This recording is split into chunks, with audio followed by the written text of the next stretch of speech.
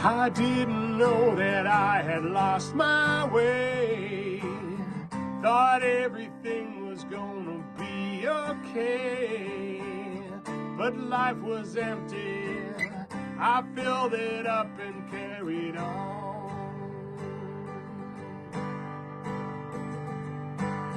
The pain kept coming, I was going down.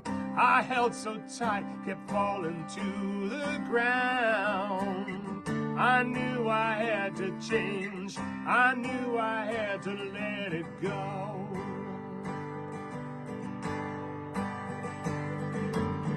And now I found a better way to wash the ego pain away. And then I found the words to say, I am divine,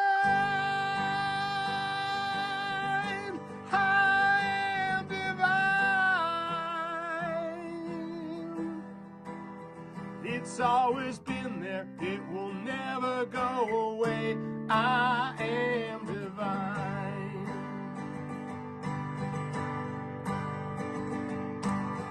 I feel so free, remember every day.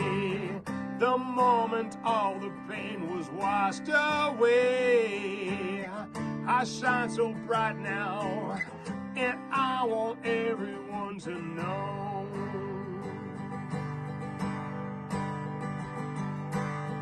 You've got this living deep inside you too, and it's so easy just to feel brand new. Commit surrender to your divinity within.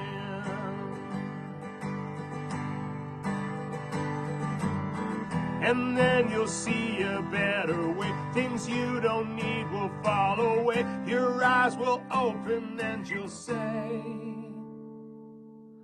I am divine, I am divine. It's always been there, it will never go away. I am divine.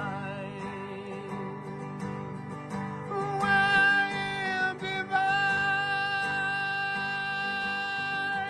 I am divine. It's always been there, it will never go away. I am divine.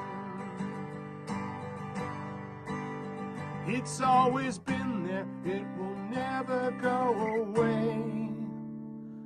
I am divine.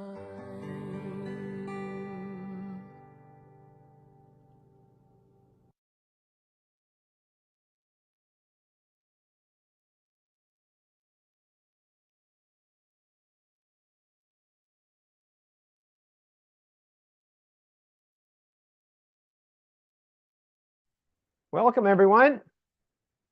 Great to see everyone. It's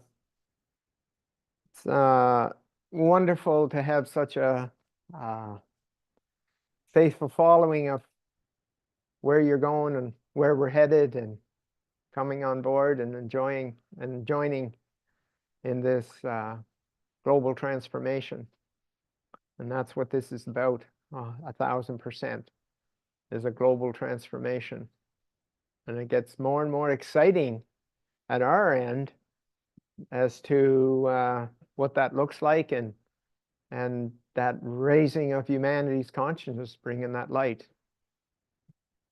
And the more that join this group of enlightened individuals, the brighter the planet will become. And you know, there was just a small thing there this morning where I was when I went to the gym, and they were playing a war movie, and I was thinking, wow, like here's these guys in tanks, you know, trying to kill each other, and I'm thinking, wow, can't get much darker than that. Can't get much darker than that. And rather than trying to stop the the tanks from the people in the tanks, soldiers, to killing each other, it's like, well, we raise our light. We raise our light. That's the one we are 100% control over all the time. And that's exciting when you see numbers and faithful followers, and especially, I believe we're almost ready to the program that's been set up to do this,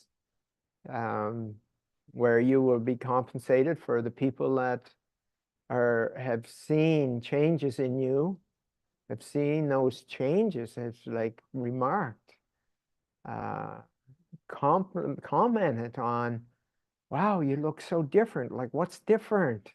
What's different? Well, what's different is you being in your light. That's the difference, and they can see that. And like I've said different times, especially children, it's so wonderful, these kids coming up and just staring at you, and yeah. So thanks, bud. So anyway, congrats. We're changing the format up a bit. Let you know a little later. Make it simpler and easier. Not so found that the 2 hours can be a little long at times for some.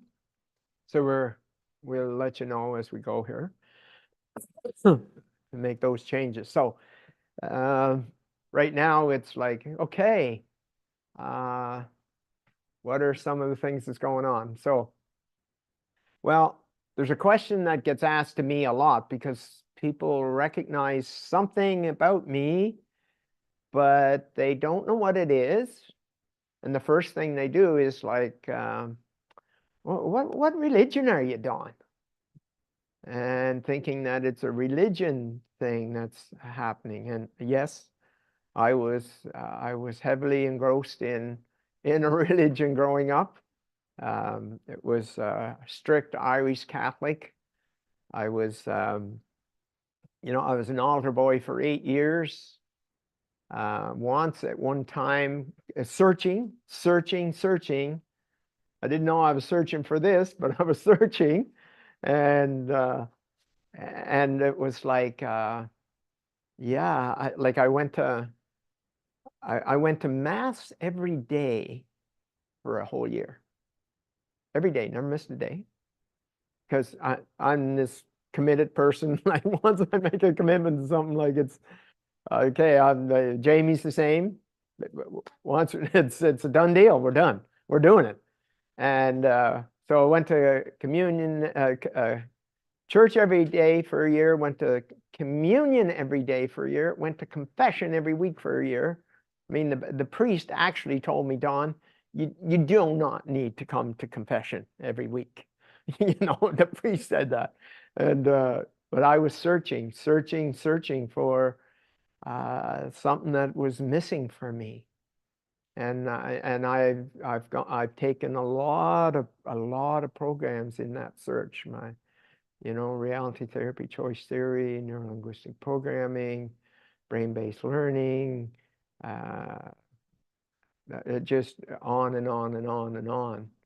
A couple, I forget what the name of it was, some kind of couple training. Yeah. And my wife and I went to New York to do this couple program. Unfortunately, it didn't work for us. And but one of the things is that most of the programs are intellectual. I mean, the closest I got to not intellectual was the neuro-linguistic program, and that's where I perfected that piece around the shifting the pieces around neurological rather than intellectual. And that's when I started, and that's where I come up with the how to reverse engineer near-death experiences and phobias. That's how I did it. It was like, it was the neurolinguistics of, yeah, like that it's neurological, not intellectual. And then I just perfected the piece around near-death experiences, and it's like, okay, 1 second. It's not a minute. It's not an hour. It's not 3 hours. It's not 10 hours. Not 3 months. None of that. It's 1 second that a phobia gets created. And you know what's crazy about this? You know, most people question and question and question. Yet, I don't know what this number is. But from my experience talking to people and whatever, I'd say about 90% have a phobia to something. Now, 80% of them don't even know they have a phobia. They're just scared of something. They're just scared. And it's like, whether it's snakes, bugs, heights, worms. You know, where I was in last week, where my sweetheart is right now in Isserland and Tidaluk, and there was a tree there, and there was these, it was on top of Divinity Mountain, actually. There's a big tree right there. And here were these green caterpillars, you know, they're about that long, and they were going like this on a leaf, and they were all freaking out, especially the women, freaking out at this green caterpillar. And then I just stepped up and got one, took it off the tree. I said, "Is this the one you're talking about that you're terrified is going to kill you?" Like this, you know, this caterpillar going like this. And that's the ridiculousness of the intellect. The intellect and its attempt to protect. Imagine that you, whatever it is that you had a fear of, whatever that is that you got terrified of, almost exclusively before the age of reason, which is somewhere around 4 or 5, around there, depending on your development, might be 6 for a few, okay? And you got terrified of something. What happens is sometimes it's physical, like let's say your mom or dad beat you or something, but then you'll put it in the category of a snake or a rat or something. So that's how that ego works. And then what happens is it keeps reminding you of that to show you that it's terrifying and you need to be on guard all the time to be able to protect yourself from it when it happens. But that on guardness attracts it to you. That's the ego. That's the ego. And it's pretty full-on crazy to think about these intellectual programs that we have. And we have them for, well, I think the longest one was 84, age 84. It was the longest that one person had this phobia. And it, like the rest, was gone in a second, but she had it all that time, 80 plus years. Think about that. Like, wow, going through life terrified that you're going to die by a bug or a caterpillar, or like my dear friend Nina, a seaweed. Like, think about that. Terrified of seaweed. So here's this seaweed. If she saw moving seaweed on the water, freaked out. That's how illogical those programs are. And yet that's what we're relying on for protection. Isn't that crazy when you think about that? And so So this is about unraveling those programs and tracing them neurologically by bypassing the intellect. Yes. So where else is the intellect distorted? And where else does it cause all these problems for us? And what it is we're outside that programming of who we truly are, which is our divinity. So that's what's going on. That's what's going on. We have these intellectual programs and beliefs, both negative and positive. And 90% of the population thinks they got it made by going from a negative belief to a positive belief. Yeah, just hold that. I'm good enough. I'm good enough, rather than not good enough, or I'm loved rather than I'm not loved, or I'm safe rather than not safe. On and on. I'm trapped or I'm free. Okay, I'm freed, I should say. And they just keep playing out. And you will, once you become aware, if you don't change it, but become aware, then you'll know how your interaction with your spouse is, interaction with your children, interaction with authority, interaction with people, like somebody with cancer, and it's like, oh my God, do I have cancer? Oh, I got, and it's all these ego, fear-based programs running. Yeah, they never stop. They literally never stop. You know why they never stop? Because they never work. Like, doesn't that make sense? Like, yeah. And then it's even full on when a person's in this process, because it's trying to get your attention that what this guy is talking about in pink, that doesn't make sense. Yeah. It doesn't make sense. And you're right, it doesn't make sense.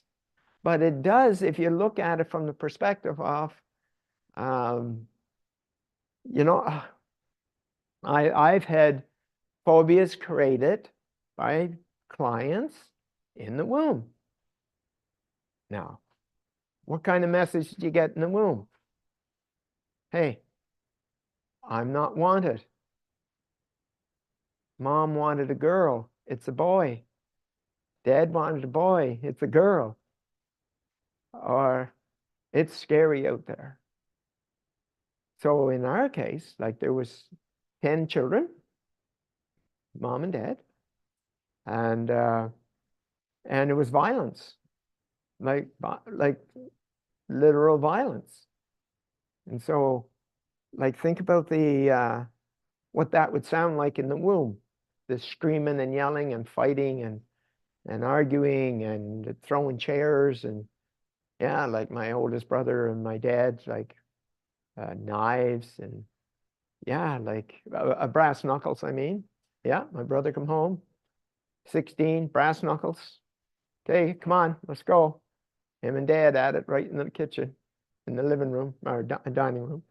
Yeah, and broken oven doors, and glass was flying. Like, yeah, like what's that like for a 2-year-old or a 4-year-old, or 4-year young, I should say.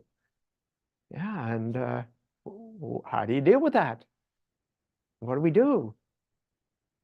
And so we create all these illusionary protective mechanisms.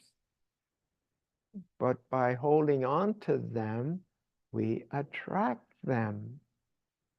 And many times in your relationship, you attract the person that you had the difficulty with in your home, the mom or the dad or whatever.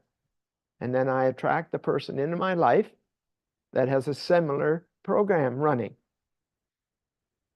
And And we do the same thing with our spouse as we did with our parent.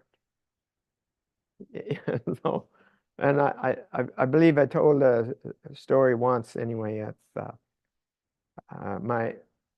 there was 3 girls older than me, and right older than me. So there was Rita, then there was Ivan, and then there was Phyllis, Janet, and Carol Ann. And Carol was a fighter. She was a fighter. She just fought Dad every time, like every time, all the time. And one day, they were screaming and yelling at each other. We lived out in the country in Prince Edward Island, and Dad was trying to tell her that she was going to date this Polish guy up the road. And Carol said, I am not going near that guy. You're going to do what I tell you. You're going to start dating that guy. And Carol said, not a chance am I going to do that. And they just started screaming and yelling at each other. And she just gave him the finger and ran out the door. And he said, I'm going to kill you. And he ran out the door and he got in the car. It was a Dodge, a 48 Dodge or something like that. And here's Carol running up the road, and I'm running up the road after her to protect her.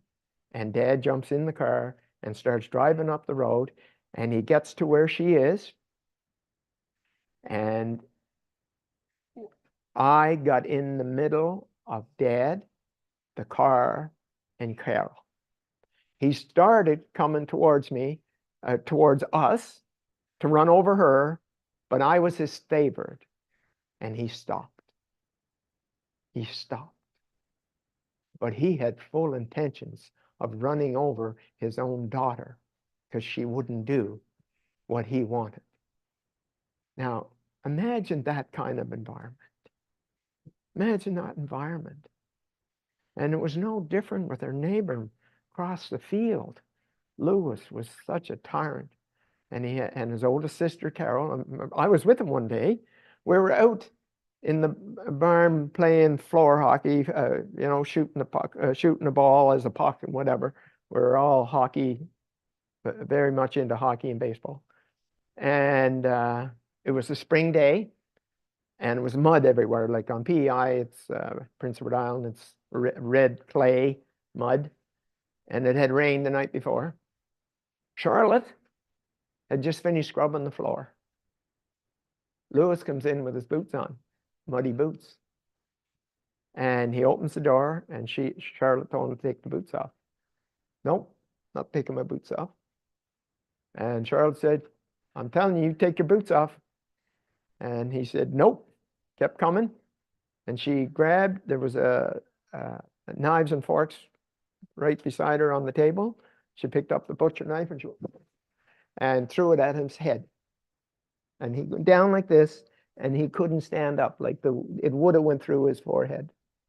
Okay, so like that's what we grew up in. Like what do you expect is out there in the world? And so we get these programs, we create these programs, but they're created instantly neurologically, not intellectually. That's why talking about them and all of that is of little value. It takes forever, and most times it doesn't work. Okay? But if you go to the origin of what that program is, that I'm not enough, I'm not loved, I'm not wanted, I don't deserve good things, whatever, okay, then you will keep attracting that. You will keep attracting, and you will have 1, 2, or 10 relationships, and they'll all have the same theme. They'll have the same thing in them. Same theme. And you will have this, he doesn't love me either. Or I have to be perfect to be loved. Or whatever. It's all these beliefs. So going from I'm not worthy to I am worthy doesn't do it, because you're still scanning for where I'm not worthy, or I'm not loved, or I'm not deserving, or the biggie is like, I'm going to die. There's somehow, some way I'm going to die. None of it logical. None of it logical. So it's like tracing the program, whatever it is that keeps coming up for you, to trace it to its origin. Now, whether that's at 4 or 8 or 10 or 3 or birth, you know, or it's in the womb, like I said, in the womb. And think about cesareans or whatever. It's like, wow, what's that message? Because that little being in that womb is picking up the energies outside, and it doesn't have the senses of what it even is. And so they just keep happening over and over. And when you shift them, it's absolutely amazing. The stories that I have been told after they remove these programs and what happens. And then there's another one that I do, because it's not just the person that I'm dealing with at that moment, the husband or the wife or the couple. I almost always try to get a couple to do it together, because just doing the half doesn't work as near as well. It needs to be both. And at the same time, he cleans his up, she cleans hers up, and all of a sudden, wow, it's all different. And so tracing this back and cleaning it up, and it's amazing. It's like you just see the glow and the vibrancy and the richness, and them hugging each other and crying together from delight, from excitement, from, oh my God, I'm free. I'm free. So anyway, I'm telling you, it's very exciting to be able to go from, well, there was the lady that I work with was 93, 92, 93 was the oldest one that I'd worked with. And to see her shift that energy and what she looked like.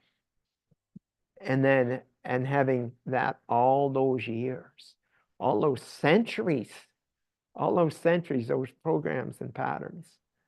Like, she was the first police officer in Calgary, female, first female police officer in Calgary. And she had all those programs running for 90 plus years. Yeah. So they follow, and just saying, I'm going to change my thinking on that. It's, yeah, don't work. And if it, at the best, it's temporary. At the very, very best, it is actually temporary. And so it's like coming back to how quick did it happen? Well, I'll tell you how quick it happened. Boom! There was some kind of a shock to the system. There was some kind of a shock to that person. Okay, whether it was a noise or a yell or a sound or a scream or just that subtle, oh, it's another boy. Or, oh, it's another girl. You know, like, oh, I wanted a boy or I wanted a girl. That's how subtle this is. That's how subtle it is. And it wouldn't even have to be voiced. It would only have to be thought. Oh, here I thought I was looking forward to a boy. I was looking forward to it being a girl. And guess what the message is for that boy or girl in the womb? I'm not enough. And then they spend forever trying to be good enough, trying to match, trying to fit in so they can be loved and valued. Because while they're two different needs, they're connected. They're connected. That's how that works. And so it's pretty crazy when you think about how these programs all happen. And then they just keep repeating themselves over and over and over and over again. You know, whether they're in careers, health, relationship, whatever. They just keep happening. Or on the other side, they're driven. I've worked with many pro athletes. Like I worked with in 15 different sports. 15 different sports. I'm talking about at the pro level, at the pro and Olympic level. 15 different sports, multiple athletes. And that drivenness. And you would think that it would be harmful to remove that drivenness. But unfortunately, in that drivenness, because they're forcing, it creates injuries and those kind of things. It creates lots of things. But when you shift it, what I do is I have three codings, three different states that I get a person into. And I use this mostly with athletes, but I did it a little bit with one of the ladies the other night on money. Was it Amy or somebody? I can't remember. Okay. And I just pulled out the coding for her money. And it was, I forget what it was exactly. I don't pay attention to that detail other than in the moment as I'm doing those things. And so with a pro athlete, I take their worst game. And most times when they show up to me, they're in a slump. So it's easy to get the worst game because they're in it. They're in it. And they can do whatever they want or whatever they can, but almost always it takes a long time to break out of a slump.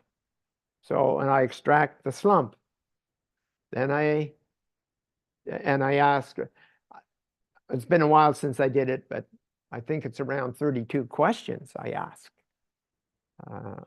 for each state to pull it all apart so they can easily see how they're doing, what they're doing, and why they're doing it. And then in the middle one is their average game. Okay, they're not in a slump anymore. They're playing an average game. And I ask all the identical questions for that. And then the next is that, how did I get 7 goals last night? And I extract that. I extract that state. So we got their slump state, their average state, and their super state. And there is not 1 ounce of similarity to any of those 3. And it's in that third one, they're super, like they're, how did so-and-so get a hat trick last night? How did he do that? And you ask him or her, and they will say, I don't know. I'm just going to try to repeat it. but no idea how they did that. And so this coding allows that to take place. And I anchor, of course, each of them, each state, and then get them to evaluate, which is very, very, very important. Before I shift anything, I get them to evaluate each of the states. They get to decide which one they want to be in. Because if, for example, they want to stay in their slump for whatever toxic reason, then I have to leave that the way it is and not do anything about it, because it'll create an internal conflict. So yeah, I've done this, and you know, like an example, in sports, there's many of them, and I just listened, happened to read one this morning. It just popped up. Mike Janik, he was an Olympic and World Cup downhill skier, and I thought it was 1 year. What I'm going to say, I thought it was 1 year, and I just happened to read it this morning, and here it was that he had spent 3 years as a World Cup skier. He was ranked between 4th and 5th. He was back and forth between 4th and 5th as the best in the world. Okay? He had treatment on his back every day while skiing for 3 years. Do you hear me? 3 years. Got that? I did the process with him. I did the process with Mike Janik, one-on-one, okay, as we were preparing for the Olympics in 2010, I think. Anyway, in the next year, he never went once for a treatment. Now, how crazy is that? Every day for 3 years and none for the next year. Now, you'd pretty near think that that would be something that would spread to the whole community of athletes having that happen. But it didn't, because they're afraid of the unknown. You know, it's like just crazy thinking. And so yeah, that's what happened. That's what happened with Mike. And whether it was Olympic swimmer, swimmer, yes, Olympic swimmer, and Olympic rowing, they were anticipated to be 5th, and they won a gold medal. And that was only 1 out of the 8 in the shell. Yeah, like that's the difference. Like crazy amazing. That's the difference. And you know, I was on the PGA with Ian Leggett, and he was just constantly having injuries, and he was just playing out the last of his career. And I work with him, and the next thing you know, he's in the playoffs. He's in the playoffs on Sunday. And it was like, that's how, and this is for you about this somebody recognizing you for your shift or your change, transformation, or whatever. It happened to be, here he is on the PGA, and he's a friend of the co-CEO of a very large corporation called Research in Motion. And the co-CEO's name was Jim. And he saw all these changes in Ian. And he called him up and said, "What in the hell's happening here, man?" Actually, he didn't say hell because he didn't curse. Didn't say anything blasphemy. And I asked him, like, "How are you doing that?" Oh, this guy in Vancouver. He does this weird stuff, but it works. Well, I don't care if it's weird or not. Give me his name. So the next thing I know, I got a call. So, uh, uh, I got this and this and this going on. Can you deal with that? Yep. How about this and this? Yep. How about this and this and this? Yeah, I got that. Okay, this one here. And he told me, I said, yeah, okay. Okay. What's the cost when we start? 3 days later, he was in Vancouver. Okay, a billionaire. And all of a sudden, his company went from 6.8 million to 6.8 billion to 68 billion. How's that for a trajectory? A trajectory. And that all had to do, well, most of it had to do with Jim, because he was the leader. And yes, he sent, I don't know how many, 120 people to me or more. They're all C-class or senior VPs or whatever. And because the results were like, they were instant. They were instant. When Jim came to see me, he had his eyes were covered because he, metaphorically, he didn't want to see what was going on. Yeah. And after we're finished that day, the second time we met, he just took the bandages off and that was it. So I'm like, it's crazy how there's not thousands and thousands, but what I'm saying is, for you, that somebody recognizes you and recognizes your changes, it would be like Jim and Ian. It's like Jim saw Ian and couldn't believe the results. And 2 days later, Jim called me. That's how that happened. That's how that happened. And Jim sent me 120 people at a far, far, far larger amount than what we're talking about now. Much larger. And there was no problem paying it because of how dramatic the shifts were with everyone that took the process. So whether that's in business, whether that's in health, whether that's whatever it may be, confidence, whatever those physical symptoms are. So yeah, that's how we see it, Jamie and I, of how to get this out there is to show others what this is like. How do we do that?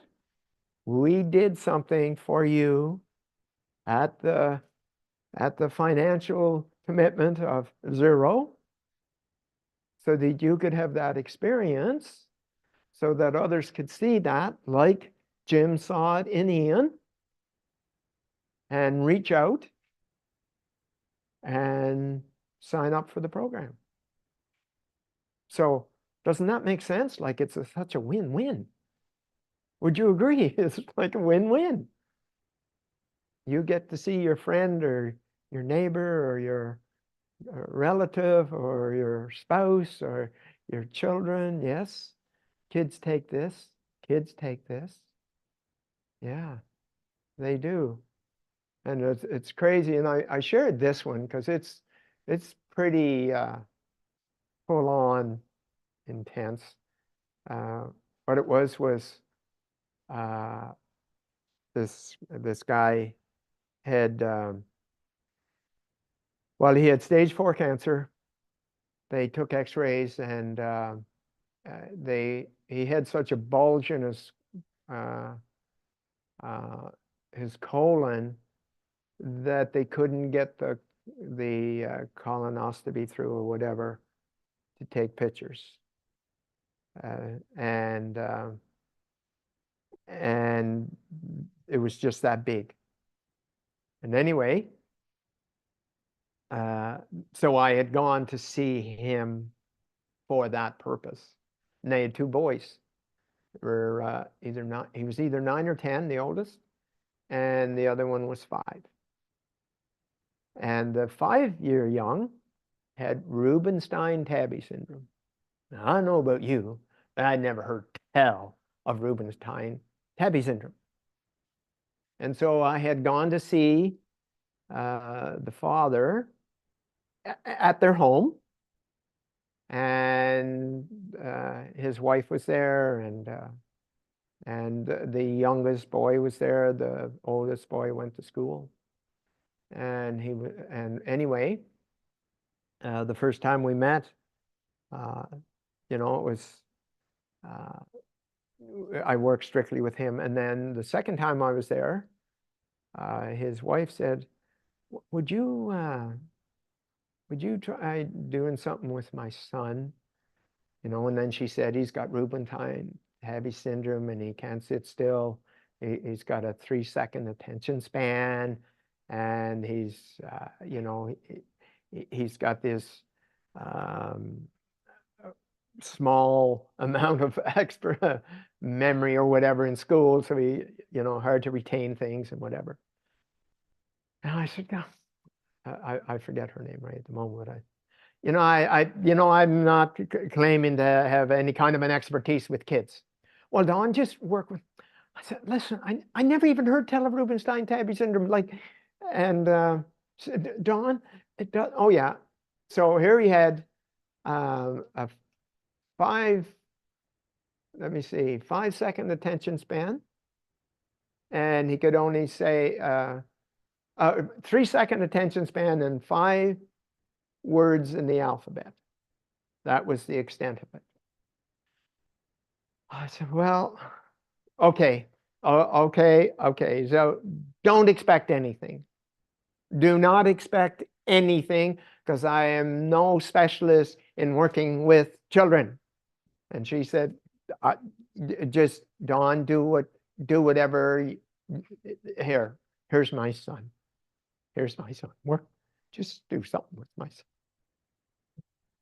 And so, and the interesting thing was, they had a condo, and there was an upstairs to it.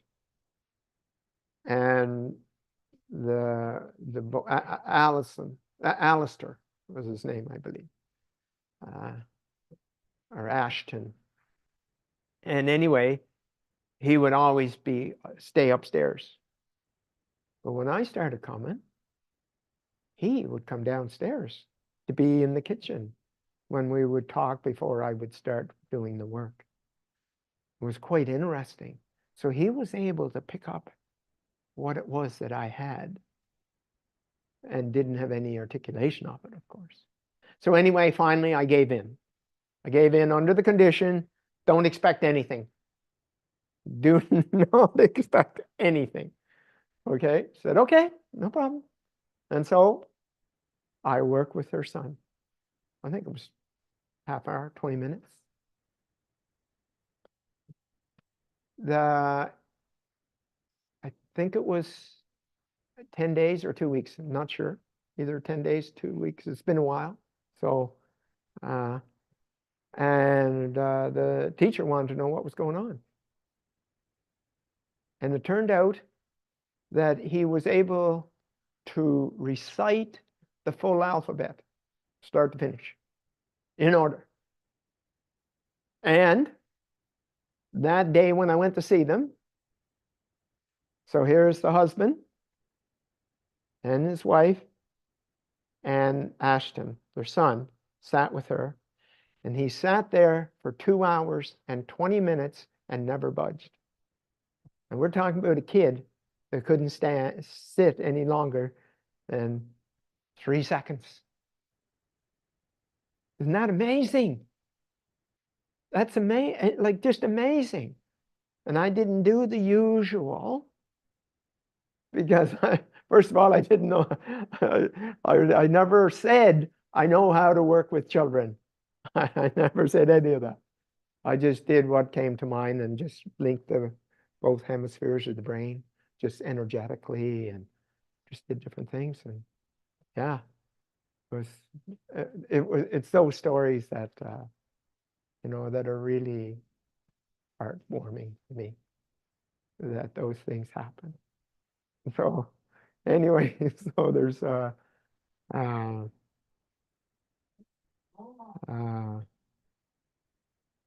what did I do instead of the usual? Well, are you talking about others' usual or my usual, Amy? So that's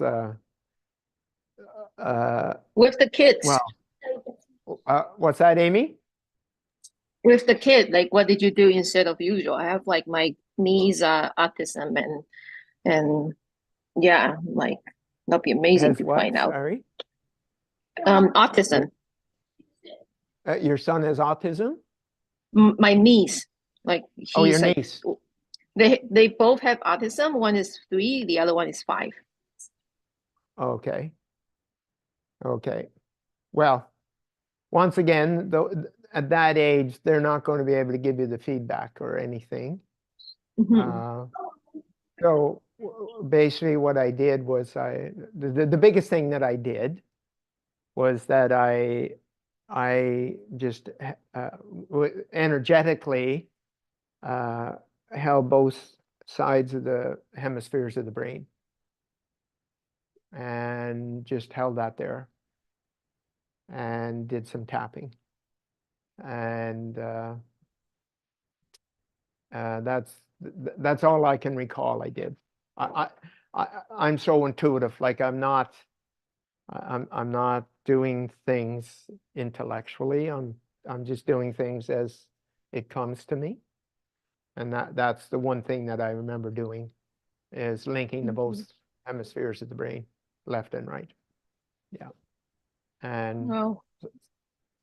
stopping the label. Not it's like, okay, we got something going on in the brain. There's a left brain and a right brain, and whatever that might be. And so to do that, you need to be able to hold that the highest vibration of your own light for that to work, to transfer from you through your hands into the I just intuitively was led to going like this to the son, to the boy. That was it.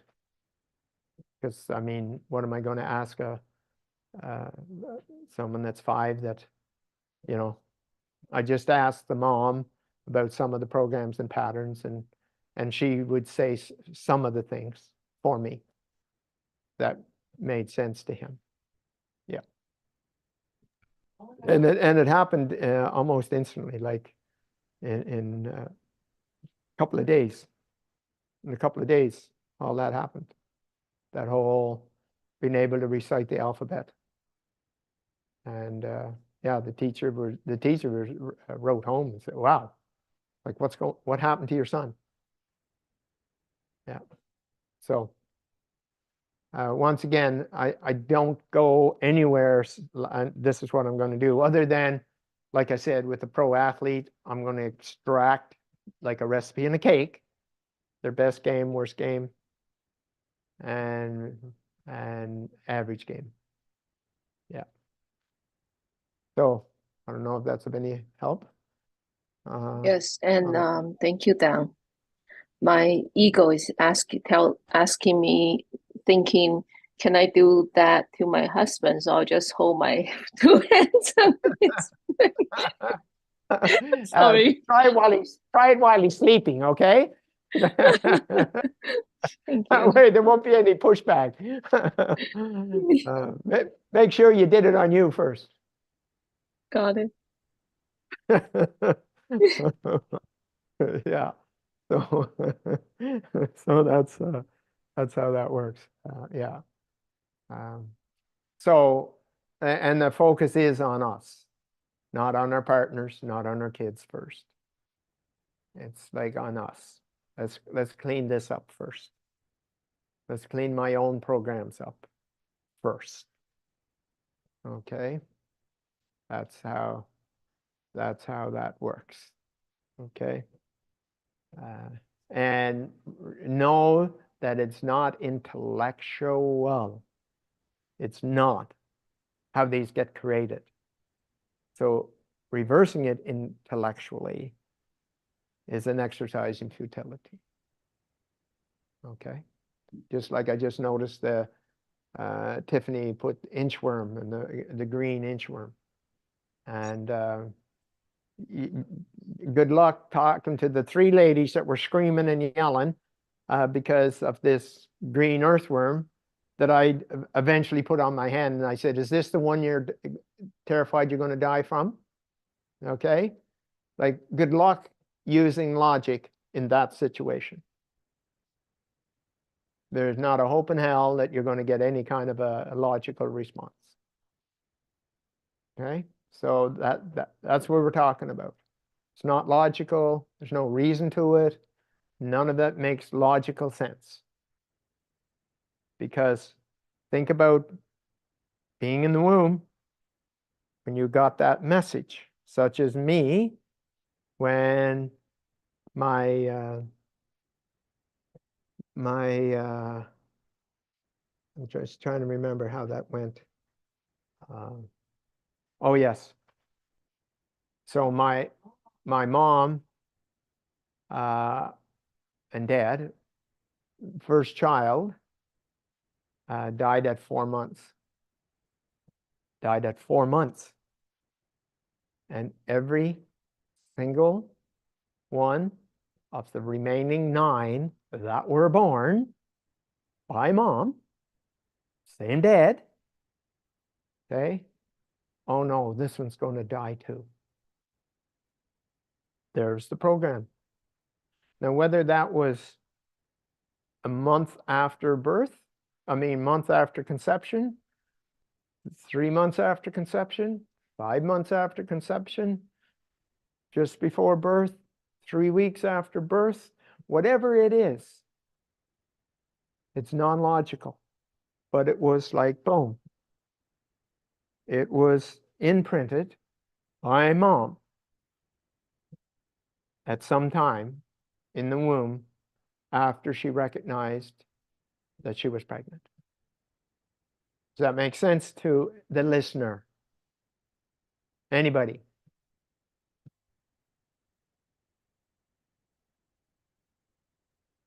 So that's how this works. That's how this works. Okay? So you're not dealing with things intellectually at all. It's not the program.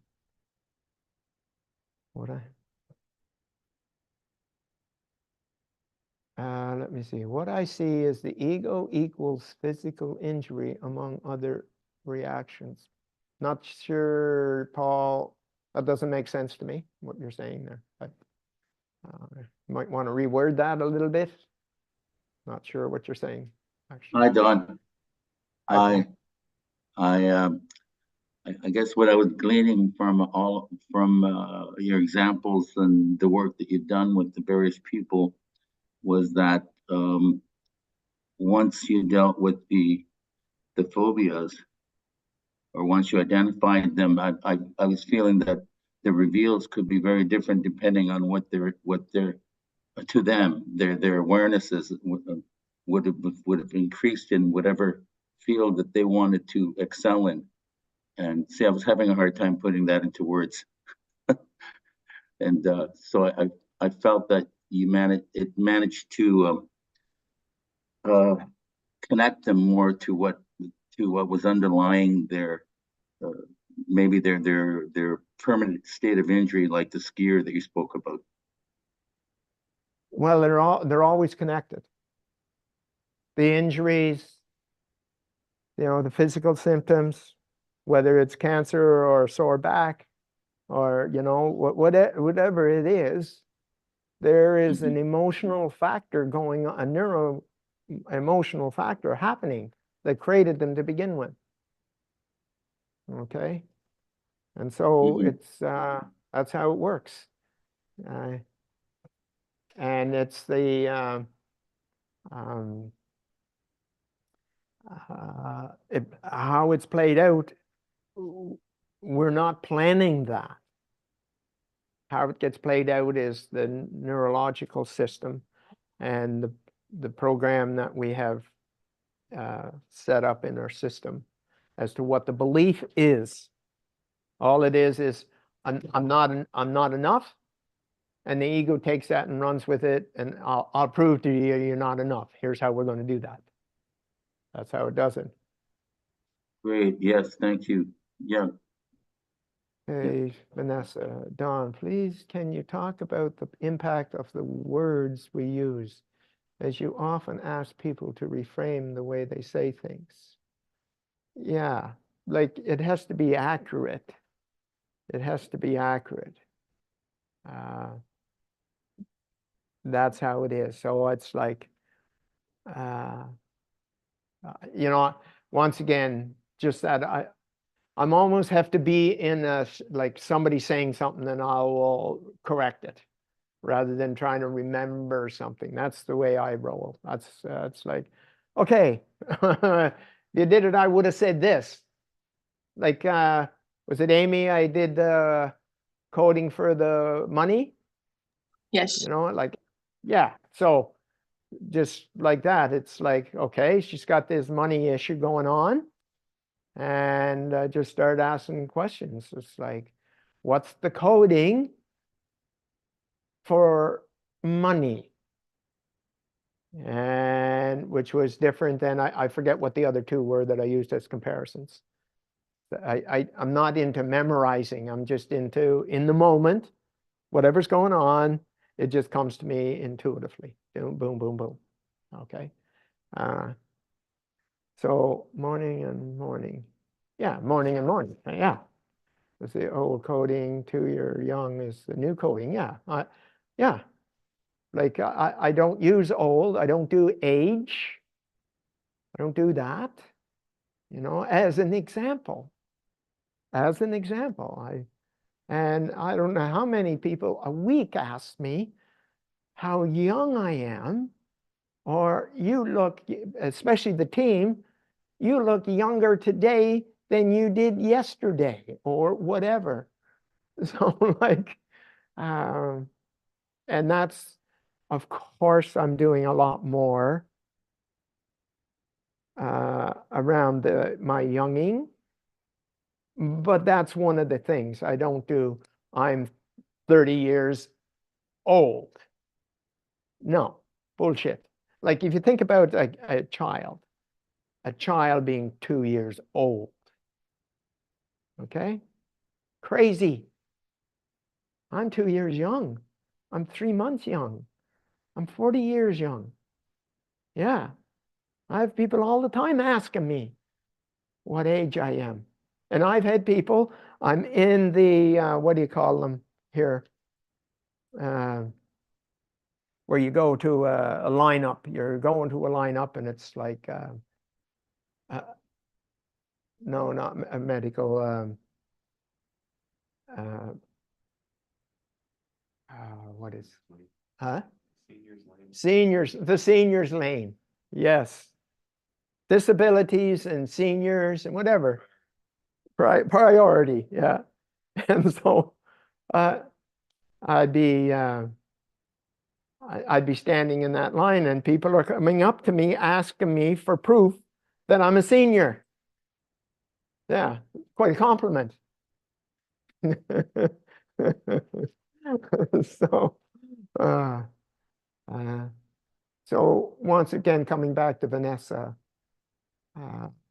yes, I'm very, very cautious, cognizant of the language I use when I'm talking to people and when I'm talking to myself. You know, love, money, and worth were the three I wrote down a few nights ago, if I caught you right. Yes. And once again, money is not in the category of love and worth. It's an example of how we do the love and the worth. And almost exclusively, the worth has linked to worth. Okay? And so whatever I did, then it was like, okay, here's the coding for your love, here's the coding for your worth, and now here's the coding for your money. And so all of a sudden now it's like, I forget what it was, something about distance, or once again, I'm in the moment, you guys. I'm not memorizing things. It's all intuitive. All this wisdom I have inside, it's just there. And when somebody says something, it gets activated. That's why me memorizing things and trying to tell, like, it's not my number one way of communicating this. It's like, okay, ask me a question. Ask me a question and I'll tell you. It's like a bank of wisdom that gets activated by asking a specific question for that specific person, for that specific situation. And I'm not doing a memorization at all. So there you have it. So that whole asking Amy the question of her coding for the money, there's not a hell in high water that she is going to allow much money to come into her life. Impossible. There's no attraction subconsciously. Just wasn't going to happen. Okay, and by shifting that, I don't know if, even though we didn't do all of the pieces around it, we did a few. There may have already been some changes, Amy. Yes, there is. I wake up with sales. You wake up with sales. Yes. Isn't that what a coincidence? Do you think you had anything to do with that? I can't hear you. Thank you. Yes. No. Do you think you had anything to do with that? I think it's not just me. Bullshit. You were creating the old program, you changed the old program to this system, and everything started. Now, whether somebody else had something to do with it after, but it was you, that 100%, it was you. And once again, you avoiding taking responsibility for that is another one of your pieces. Wow. Got that? Yes. Good. And you'll remember that? I did it 100% me. Yes. Got it? Yes, thank you. Clear? Clear. Okay, see, like that's an example of words and how we are creating these energies around us. Okay, got that? Okay. I do have a question though. You go ahead, girl. Thank you so much, Dan. I brought my friend here who watched the replay when you work on me the other day, and she was like, I see what you do, and then I just don't get like how in the end like you get to shift that rock to a cloud. I just don't get it. And then I couldn't explain it because it's like when you are asking me question, all of a sudden it just lift. And so I was like, okay, come to the call and ask yourself. Well, first of all, there's your answer, Amy. That's how you bring your friends or your family or your husband or your whoever's into this system for them to have an experience so that they can have a transformation, so they can have the same. Answering one simple question is not how it's done. It's like Ian Leggett on the PGA Tour, all of a sudden, he's in the playoff every weekend instead of one every 10 weeks or 5 months. And one of his close friends recognized that transformation. And Ian didn't tell Jim anything other than This is the guy, he's in Vancouver, here's his phone number. Only you're saying, this is a process that's available to you to do this. Mhm. And that's how that works. And then you will have a nucleus of people in your circle that will start talking this language, will start living this language, and they will do the same for their friends and family and their boss and their workmates and whatever. Okay? So, Yeah. Does that make sense? Yes, and I'm thinking about all the other ego questions at the same moment of The other, the what? The ego question? Did you ego say? questions. Yes. Okay, Like, name one. What?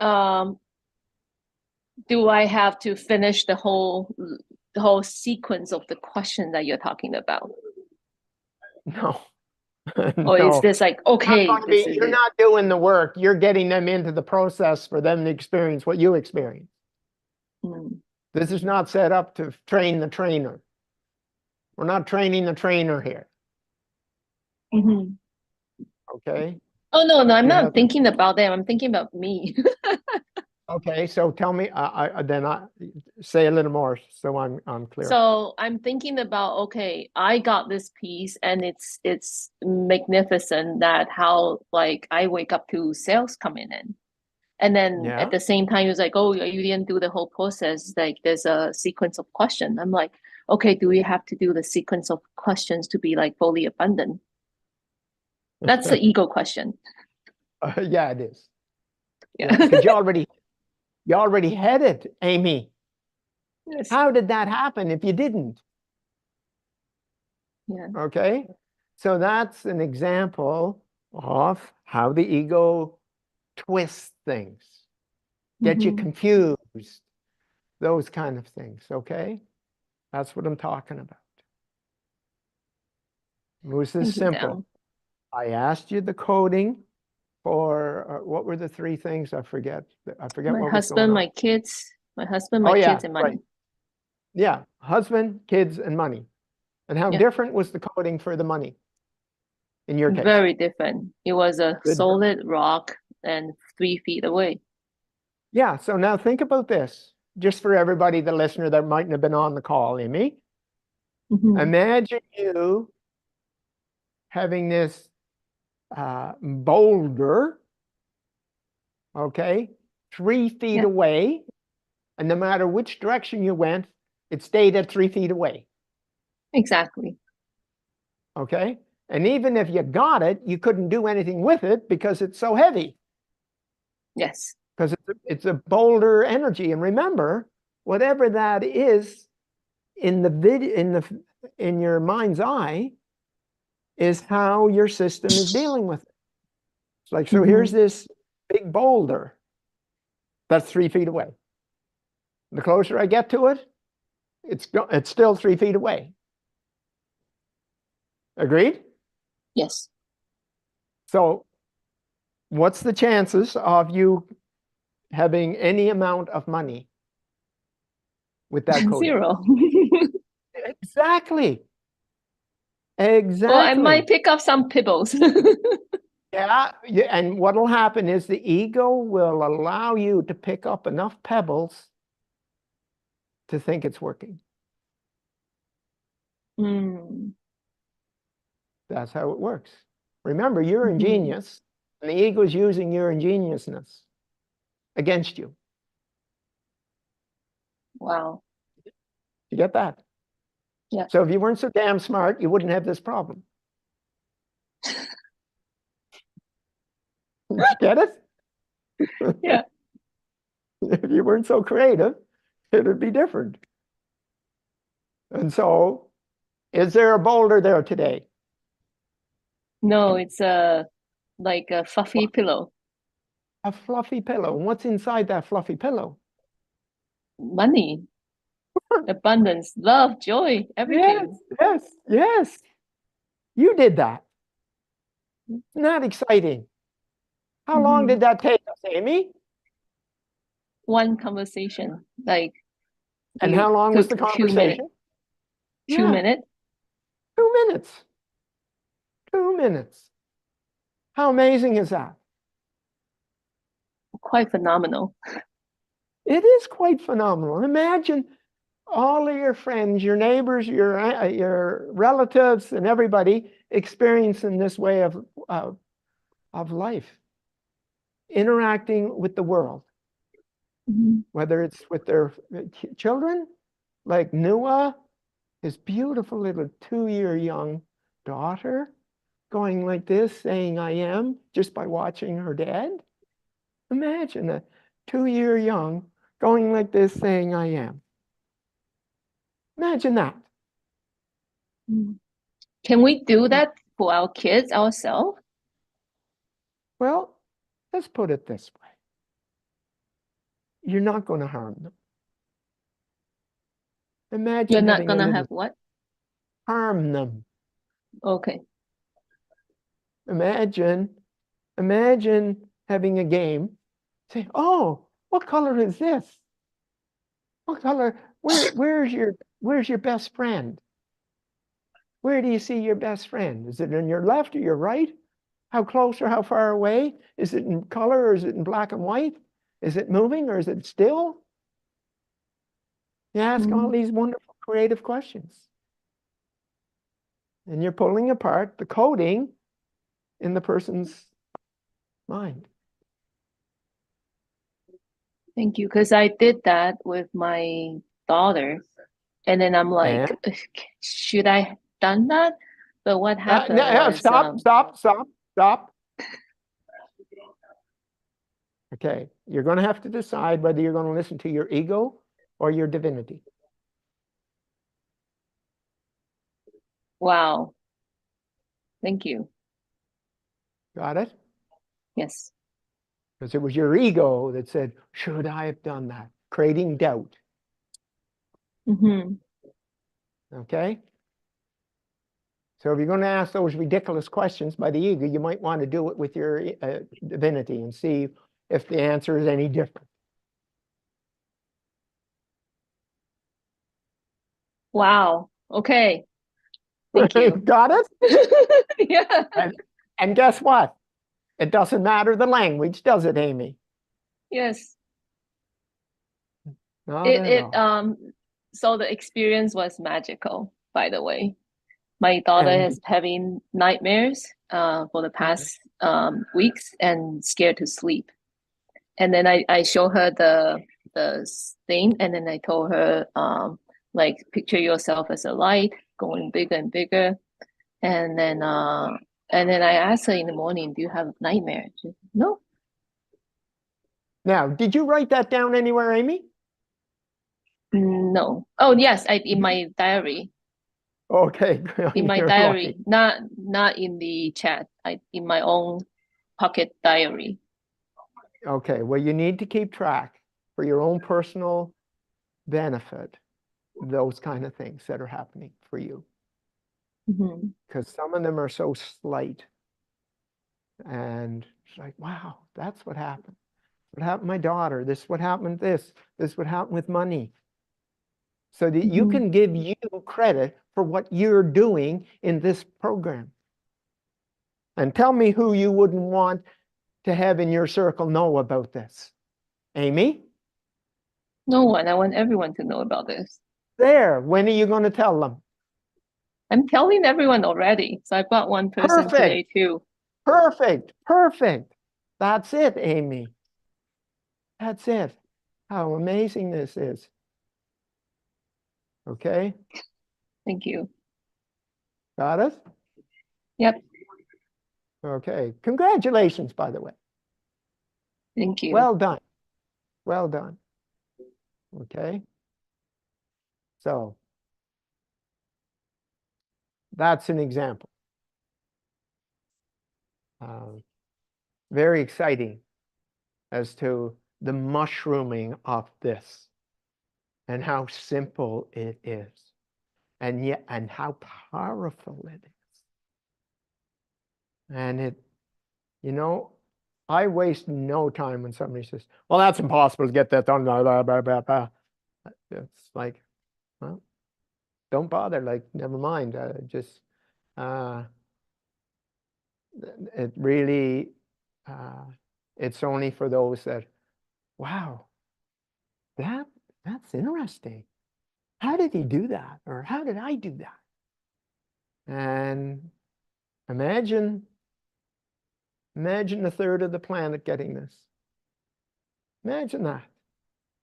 How bright would the light be on the planet?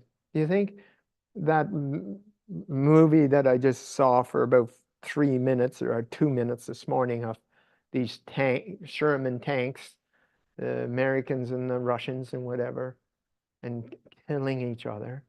Do you think that would happen if they were all in this? I don't think so. Okay? So that's how the wars get stopped, and starvation gets stopped, and the greed gets stopped. Yeah, it's replaced with our divinity. And it's limitless. It's limitless. No, we don't need half of the planet. Is that a third or a half? We only need a third of the planet. No, we don't need a third of the planet. We don't need a quarter of the planet. Okay? You need 114 people at 700. 114 at 700. That's it. And all 8 billion will shift. Okay? And what's that? Yes, all questions have opened up another door for me. And what's that, Nadia? What's that other door that got opened for you? Hi. Yeah, there you are. Oh, my hair's a mess. It's just a step closer to where I want to be. So I just one get step? closer and closer. Huh? One step. One. Huh? Yes. One step. Are you sure it's only one step? Well, yeah.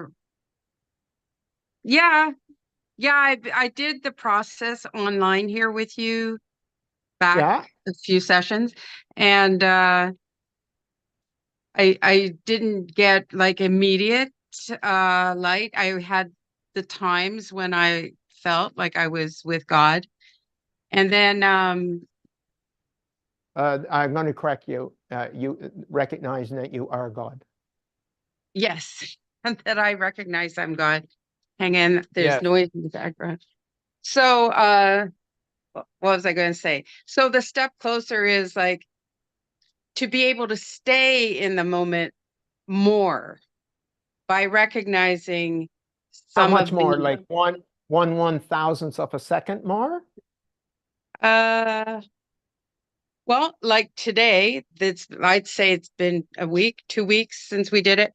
And today, for the first time in 3 years, I finally felt the love and joy when I looked at the clouds. I used to always enjoy nature and immediately be able to just look at clouds and feel, or the sky in general, and feel that presence of divinity, not so much in me, but capable of being part of my life. And so now I finally felt it again today, and enjoyed it and welcomed it. Okay. So question, Nadia. Yes. Question, Nadia. Who did that?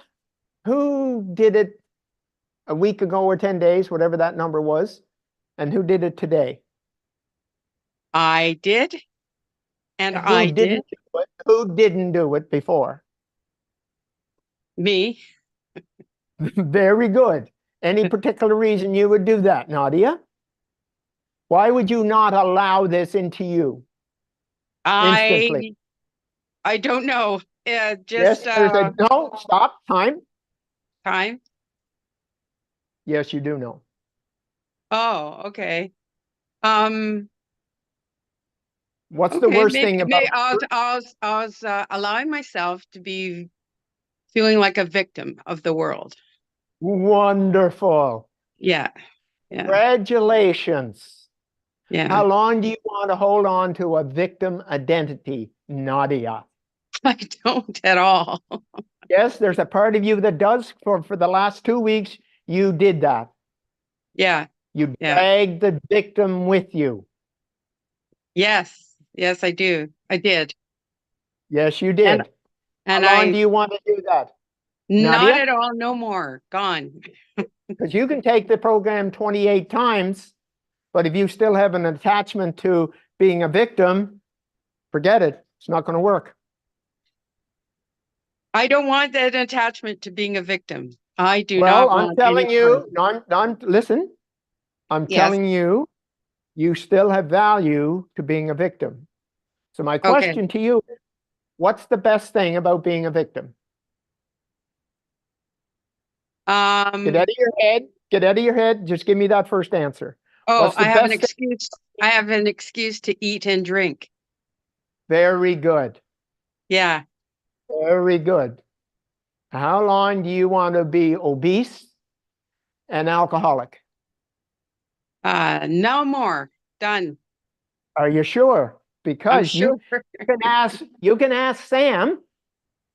You can Yeah. ask Sam how successful he was by not giving up those programs and how Programs, long right. it took him because he didn't surrender. Okay. So you cannot have a crazy, amazing divine goal of being in your divine light and still I'm going to drink and I'm going to, what was the other one? Eat. Overeat. Oh yeah, eat. Overeat and drink. Okay? Yes. Because Right. now it could be 10 other things, but they're all under the umbrella of my identity is victim. Yes. Yes. And you're holding on to that to one degree or another. Still. Okay, I want to let go of it. How? Okay, Okay. never mind. I know how. No, It's done. everybody, No. everybody's going to benefit from this. Okay. Everybody that's listening is going to benefit from this. And this is not about, okay, because I'm not looking at what behavioral thing do I need to do here. Okay? Yeah. What intellectual thing do I need to do here? That's not what this is. Okay. Okay? Because there is a difference between Dr. David Hawkins and the amazing information he gives, but it's at an intellectual level. Yes. And it takes forever to integrate it. Okay? I'm talking about something different. As powerful as Dr. Hawkins' stuff is, it's how do we shift that? How do we change it? So have a look at the Nadia that's a victim on the left. Mm-hmm. See what she looks like. See the energy around her. What's Ooh. the color? Yeah, ooh is right. What's the color?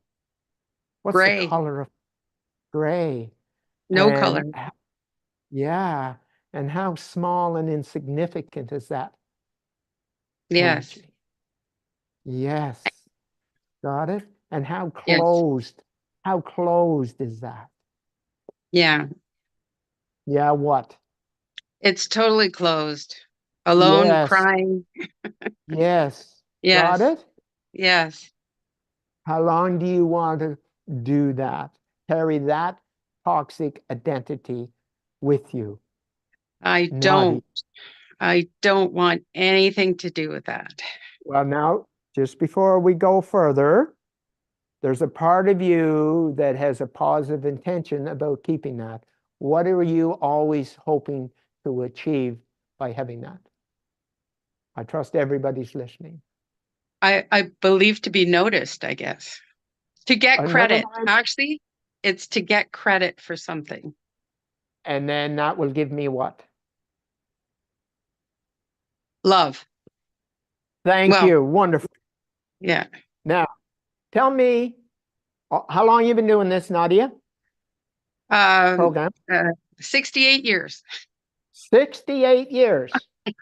And in that 68 years, how much love did you receive from doing that? None. No, I got If you, some, but no, yeah. listen, put it in a container of some sort. Like, Oh, is it okay. a thimble or like a pitcher or, you know, a gallon? Like, what is it? I What would size? say I got a Over 68 years, how much? How much did cup. you receive? A cup. 1 cup full. One measure cup. Yes. Agreed? 68 Agreed. years. Mhm. Agreed? Yes. Now put that over on the left. Okay. You see it over on the left, over on the counter or whatever, on the table or whatever. Okay. There. Now, 1 cup. in that moment that you were in your divinity, correct?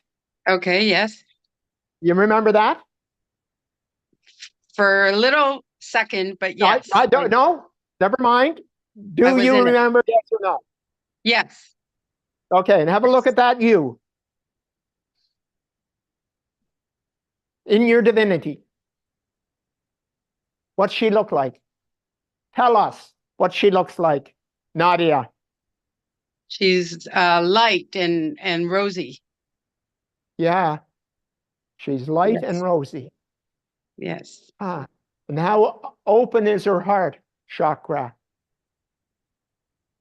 It's wide open with light flowing from it. Yes, and how much worth is she, knowing she's divine? She's worthless. I mean, yeah, there's no worth attached. Unlimited. That's Unlimited. right. There is no worth attached to it. Right. Right. She's divine. Divine. Yes. Did you get that? I feel it totally now. Yes. I do. So now you get to Yes. decide right now, before we do anything, Yes. which identity do you want? Do you want the identity of who you truly are or the ego identity? I want the truly rosy light identity. And by the way, my second wife, her name was Rosie. That's nice. Yeah. So which is it going to be? The light, Rosie, my real identity, the divine me. Yes. I choose the divine me. And I'm going to tell you, in the little bit of time that you allowed yourself to be in that before the ego took it back away again, Yeah. you had more of what you were looking for in moments than you did in 68 years with the ego. Yes, I feel it. Yes. Isn't that crazy? And yes. you still did it. Yes. So what's it going to be, Nadia? Nada. Yes. What? It's Nada. pronounced Nada. Yeah. Sorry, my apologies. Nada. No, it's okay. Yes, totally. I choose divinity, open, light, loving heart. I choose my divinity. Is that for like 10 minutes or for the rest of your life? No, for the rest of my life. Thank Starting you. when? I Nope, feel stop. open now. Now Okay. it's done. How would you It's like to done. keep this? How I would you like to do. keep this? I would Can you totally have like both? to keep it. No, can you have both? No, no. Which is it going to be? The divinity, the light. Are you sure? I'm sure. I'm positive. Because it's going to be a hell of a hard job to reverse this when I do this next piece. I am absolutely sure. Okay. So see the ego. See the it over ego. there. Yeah, see it over there, all crunched up in a gray mass. Put that color and shape to it. Yeah. Now listen carefully to this next question. Was that ever you? No. No. No. You only it was. The ego convinced you it was. Yes. So it's okay to let that illusion go, knowing it was never you. Yes, I do let it go. Okay, And it was never me. No, and it never was you. Isn't that crazy amazing? What color are your eyes?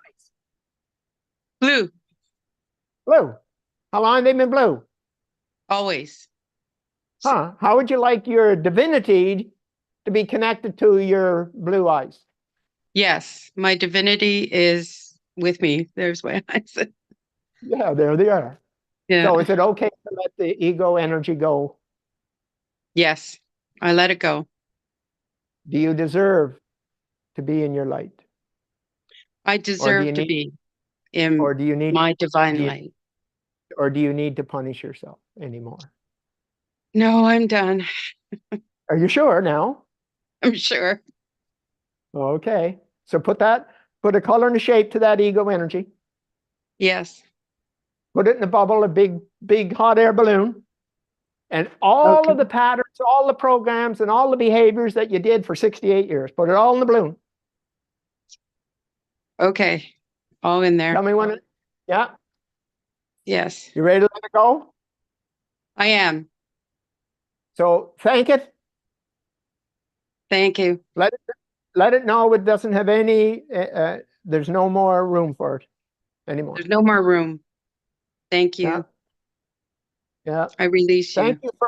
Thank you for me being in enough pain to find my divinity. Thank you for being enough. Thank you. I release you now. Yes. You brought me here and I'm done. Yes. Yeah. You ready? Yes. You got it all in that bubble, all that balloon, and all the behaviors for 68 years in that balloon having to do with you being a victim. Yes. All of them. You ready? All of them. Yes.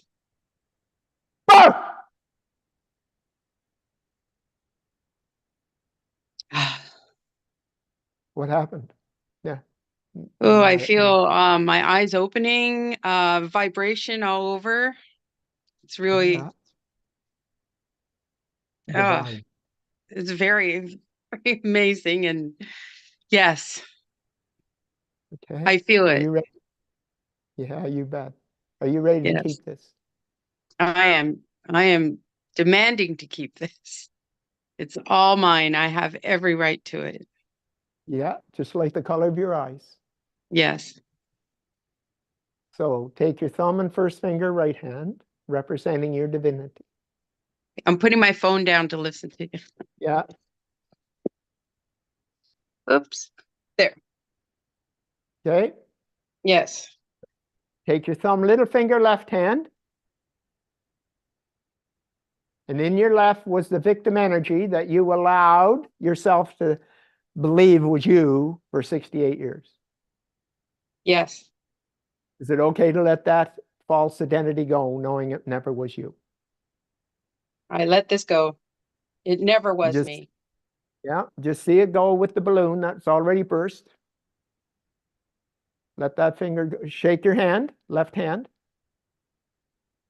Link your thumb, first finger, left hand. Link them together like a chain link fence. Now you have 100 trillion cells, give or take a couple of dozen. Okay? And it represents who you truly are. Your divinity. Are you ready to fully embrace your divinity? Yes. I fully embrace it. Good. Are you ready for the command? Yes. With authority, say these two words. I am. I am. Congratulations, Nadia. Whatever way you spell your name, pronounce your name. Thank you. What is it? Nada. Got it. And what's this? How open is your heart? How large is your heart energy? It's through the house. Yeah. How much worth are you? I'm worth. You can't put a number on my worth. You are 1,000% correct. Yes. Yes. 1,000% correct. There is no way to measure this worth that you now are. And how invincible are you, my dear? I'm a conqueror. That's it. Yes, you are. You damn well better start conquering. Yes. And how free do you feel knowing that you have finally let go of that victim energy that was never you? This is the first time, and I've done, like everybody else, millions of programs. There was nothing that actually I could shake it. It was always there. Yep. Every, you know, it was there. It's like it was insidious. It just it would creep in even on the happy times. Yep. Yeah. Yeah. Okay. This is good. Is it just good? Come on. I mean, no, this is amazing. Sorry. And you know, I'm babysitting my grandchildren right now. They're upstairs playing videos. Wonderful. Well, it'll be interesting to see the responses from your grandchildren. Yeah. Seeing your energy field. Yes. Yeah. Now, congratulations. Thank you so much, Don. And the community. And thank you, the community. And the community. Yeah. And the community. Get it, Nada? Yeah. Thank you. Now, everyone, do you see how I only asked questions pertaining to this? And then finding out what it is, and then shifting it neurologically and cellularly. Okay? And so, how exciting is that, you guys? How exciting is this? Imagine having your family and your friends and your co-workers and your whatevers having this experience and you being responsible for introducing them to it. Imagine that. Okay? Got it? Is there a song that we have that could play for what's her name? Nada. Okay, just hang on here for a sec. We're going to play a song as suggested by Tiffany. And yes, you can all get up and dance. That's okay. It's audio.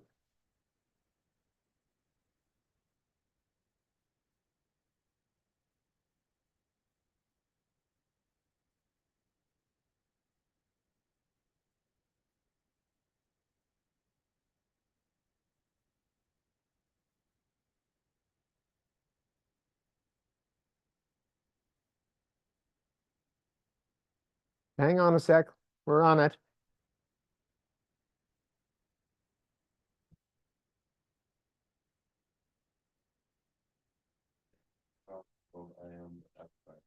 Perfect. Okay. So this is Tim. You know Tim, he's been playing these songs for us. Tim took the program in December 31st, 2020, I think it was. Okay.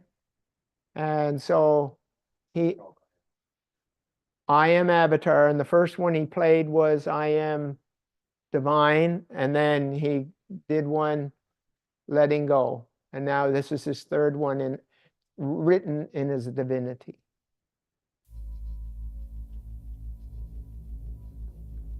It's just audio at the moment.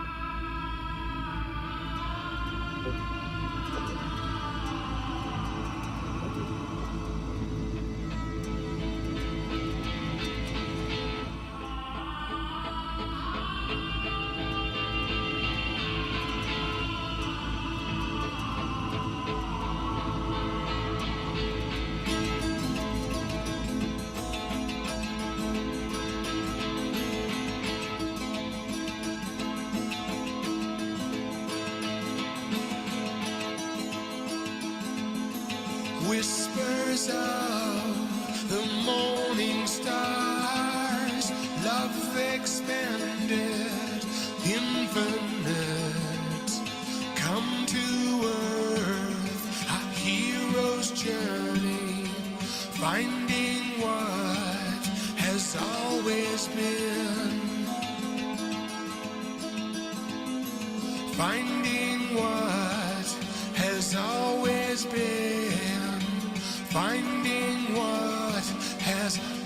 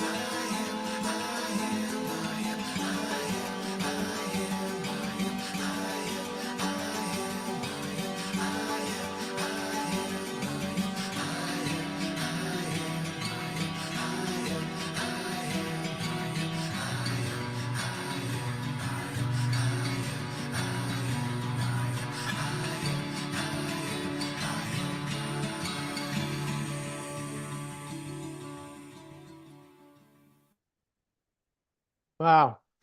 Awesome. Everybody get that? Woo! How's that, you guys? Pretty That was awesome. a dope. That was a dope song. I'll do one back to you. Yeah. Manja, manja, manja. When Tim took the process on December 31st, 2020, he laughed hysterically for 20 solid minutes.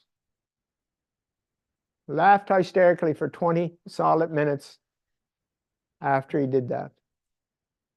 And the next day he wrote the first song, which was I'm Divine, Letting Go.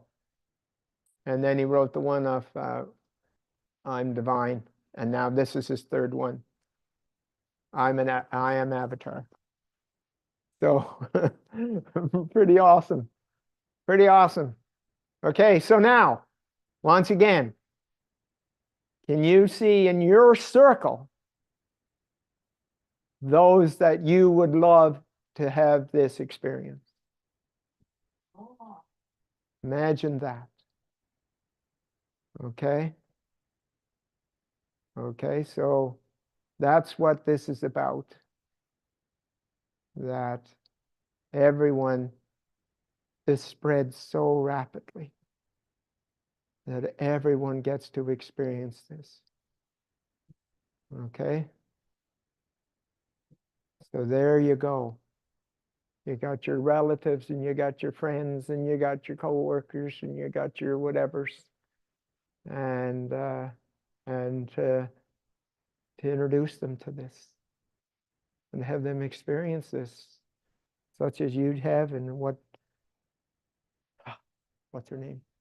No. Nada just had. Okay? It's not exciting. That's how we do this. And you do that. We continue doing this. And that light and that vibration just is going to get brighter and larger and stronger to lift humanity's conscience out of its darkness. And that's our responsibility. Everyone on this call. That's our responsibility. Okay? That's your payback. Clear?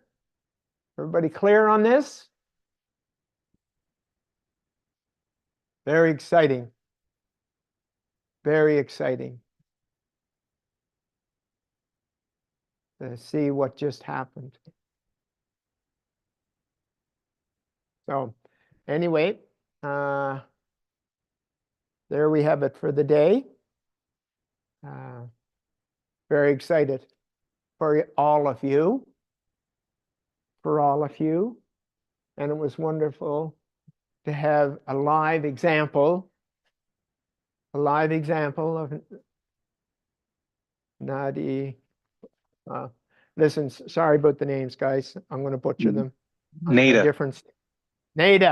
Nada, got it. Hey, so for Nada, that's amazing. 68 years of guilt and shame of being not good enough, gone. 20 minutes, 15 minutes. Tell that to a counselor or a therapist. Okay? So that's how different this is.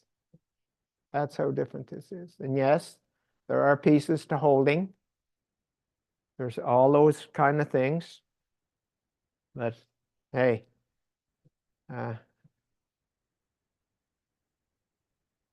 there you have it. So you take care. See you tomorrow. We are making some adjustments here, and we'll keep you posted as to what those adjustments are. And away we go.